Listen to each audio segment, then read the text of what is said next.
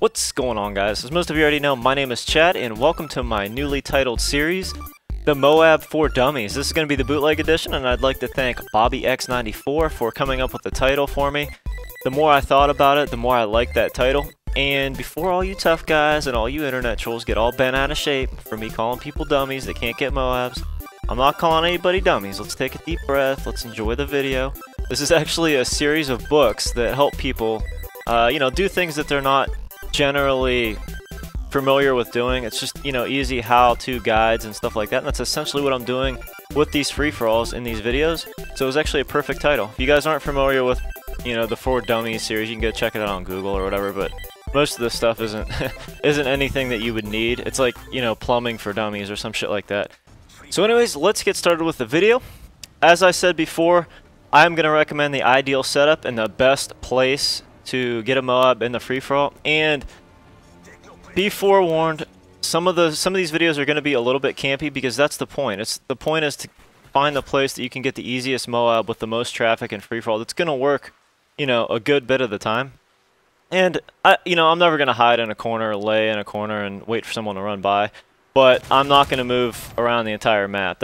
That's just going to get you killed, 90% of the time in free-for-alls. And there are times where I've got MOABs running around, but you can't really, convey. You can't really let people know or teach people by doing that. You can't just say, well, run around the map and get lucky. That doesn't work that way. So where I'm at right now is where you're going to want to stay. You're going to want the motion sensor down in this room. And you do have to be careful because if you run out of the room too far, people can spawn in that room. As you'll see, it happens to me once. But anyways, let's cover the spawns real quick. There's a spawn left right there by the trash can, just left of where I'm looking. There's a spawn in that room way far off. There's actually a spawn, as you can see right there in this room. You got to be careful with that. And then there's a spawn outside this window right here where I'm looking now. So there's the three closest spawns, or four actually, if you consider the one in that far off room that we're looking at right now.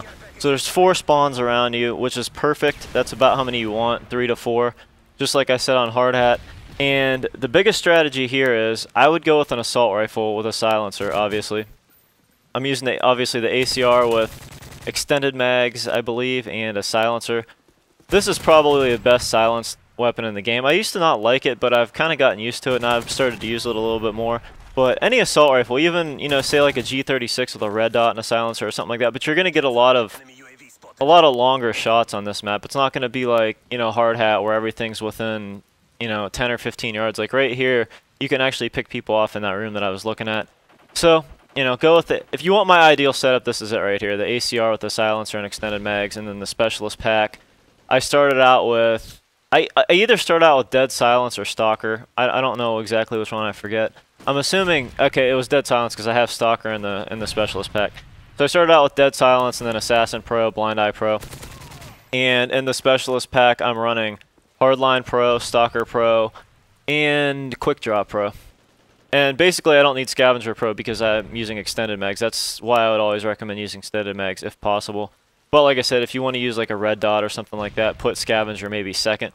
So next we have equipment, and as always, I'm going to recommend the portable radar. It just makes no sense to use anything else because it's essentially a free UAV. It's going to alert anyone around you that doesn't have Assassin Pro on. And like I said, if you have a headset or you have your TV jacked up, if they have Assassin Pro but they don't have dead silence, you're going to hear them running around. And generally, you're not going to run into someone with both. If you do, it's just lucky because you can't physically keep track of them on the map. They're quiet, and Assassin Pro blocks everything in the fucking game.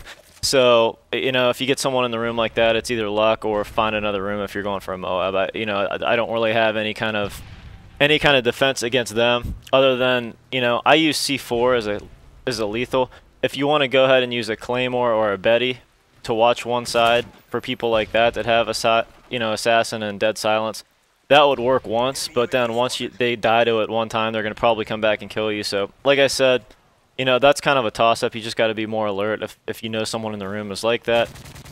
And like I said, as far as working this map goes, you're going to want to kill, like when you kill someone on this side of the map, you're going to want to instantly turn around and look out this window because he's probably going to be spawning down there.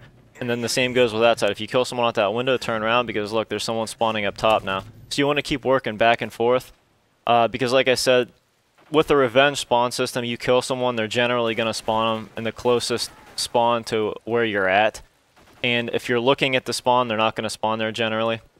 So, you know, the other closest spawn is going to be right on the other side of that building. So spin around and look out the window, or come back up to the top here and look over this ledge. And that ledge is a great head glitching spot. It's almost impossible to die if you keep your bullets on target, looking at that trash can and, you know, out over the way into that room.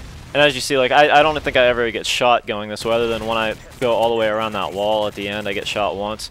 But all in all, this is by far the easiest place in the map to get a MOAB, and like I said, that's the purpose of these videos for you guys.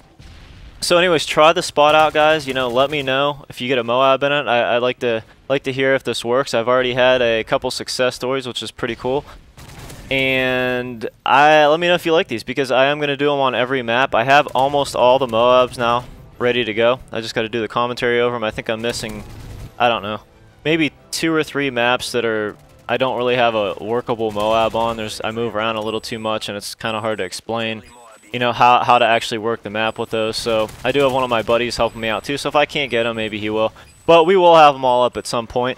And to end the video, I decided I'm going to go lay in a corner like a little bitch and let the MOAB play the game for me, because I wanted to keep my flawless. As you see, it got 5 kills this time, unlike last time when I had to actually run around and get another one for some dumb reason.